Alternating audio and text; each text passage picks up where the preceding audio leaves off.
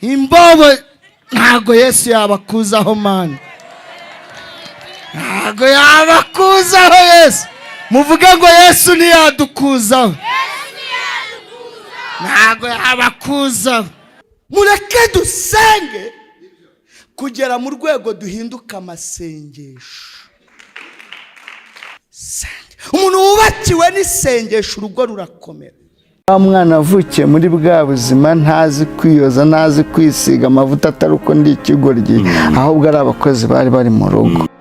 Ikaze nanone kuri icano yacu, ni mu biganiro by'uruherekane tugenda tukugezaho. Wibuke neza mu cyumweru gishize twakugejejeho amateka ya Theo bose babireba. Uyu nguyu nyine wagiye umenyekana mu ndirimbo zo kuramya ndetse no guhimbaza Imana. Uyu munsi rero ntabwo twagiye kure y'ivugabutumwa cyangwa se y'umwe mu bari bazwi mu ivugabutumwa. Uwo nguwo nta wundi ni Niyonshuti Theogene nyakwigendera, umugabo nyine wagiye akundwa kubera nyine uburyo yagiye yumvikana nyine agenda yamamaza inkuru nziza mu bijyanye n'ivugabutumwa ndetse n'amasengesho yubahisha Imana.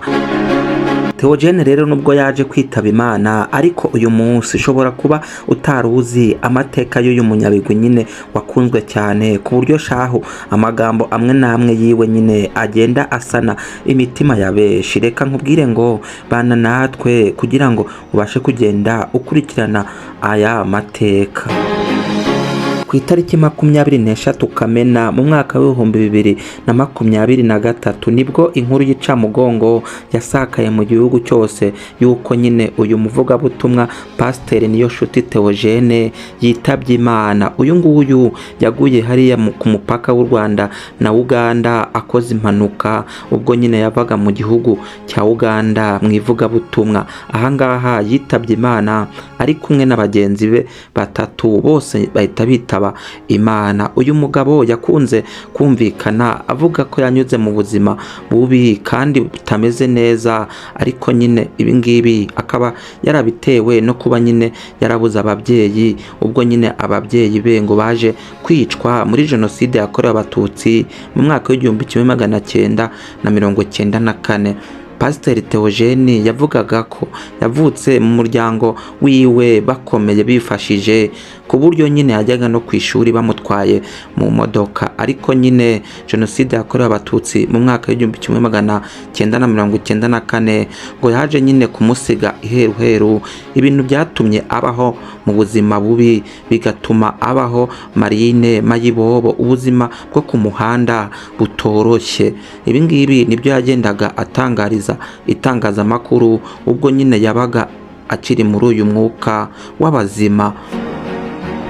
Uyu mugabo rero yagiye yumvikana ku mazina atandukanye, yumvikanishaga kubaho nabi nka inzahare, inzahuke ndetse n'andi agiye atandukanye yagendaga yiyita.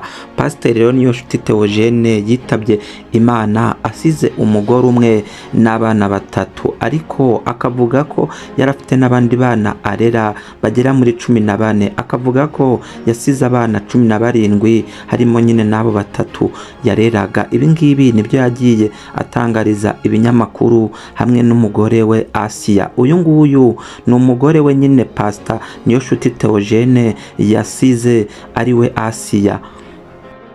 Mu kiganiro rero uyu mugabo yagiye akorera kuri Dash TV yagiye asobanura ko yaje kugenda ahura n'ubuzima bubi bukakaye, ibintu byatumye nyine yirundumurira mu mico itari myiza yo kunywa itabi, inzoga ndetse n'ibindi bitandukanye. Ariko nyine inzara shango ikamumerera nabi ku buryo nyine yafataga n'inzara akayishyira mu byiciro bitatu. Uyu nguyu yavuze ko inzara irimo amoko atatu, aho nyine hariho ushonje, hakabaho umushonji ndetse hakabaho n'umunyenzara. Ariko uyu nguyu yemeje ko ubu buzima bwose nyine bwo guhura n'izi nzara zombi byose nyine ngo yagiye abinyuramo. Nyuma rero uyu nguyu Niyonshuti Theogene yaje kugaragara mu rusengero rwa Nyarugenge agaragaza nyine ko yaje kuva muri ubwo buzima bubi maze akaba umuntu mwiza. Ariko abantu nyine ngo ntibabyemeraga kuko naho yicaraga nyine ngo yagiye gusenga baramwikekaga bibwira ko atahindutse ahubwo aje kubibasha. Unyumvire. uyu mugabo rero yakomeje gukora umurimo w'Imana kugeza n'ubwo abaye umwarimu cyangwa se umwe mu bayoboye itorero nyine hariya mu rusengero rwa Nyarugenge. Uyu nguyu niyo nshuti Theogene rero nk'uko nabikubwiye kuri tariki 23 mu mwaka wa 2023 nibwo yaje kwitaba Imana azize impanuka. Bivuze ko uyu nyine amaze imyaka 3 n'amezi make atuvuyemo. Nyuma y'uko rero yitabye Imana, Pasiteri Niyonshuti Theogene yakomeje kubabaza benshi nyine bari bamaze gukundwa nawe kubera nyine yari umugabo mwiza kandi nyine wifitiye imico myiza. Uyu nguyu yari umugabo nyine wisanisha mu buzima ubwo aribwo bwose, ndetse kandi akagaragara agenda afasha abantu benshi mu mibereho yabo. Uyu mugabo rero yitabye Imana atuye hariya mu kagari ka Kaje Vuba mu murenge wa Ntarabana mu karere ka Rulindo. Uyu nguyu niho nyine yitabye Imana yibera. Reka nkubwire ngo nawe niba warakunze uyu nguyu Niyonshuti Theogene, ndakeka bimwe byagiye bimuranga cyangwa se amwe mu mateka ye makeya ugiye uyamenya. Natwe rero reka ikiganiro cyacu tugisoreze hano, ariko dukomeza kwihanganisha umuryango nyine wa Niyonshuti Theogene, harimo n'umufasha we Asia. Uyu nguyu nyine babyaranye abana 3 ndetse n'abandi kandi uyu nguyu yagendaga afasha. Mukomeze kwihangana, Imana ibarinde mwebwe mwakomeje kubana natwe mu biganiro tugenda tubagezaho.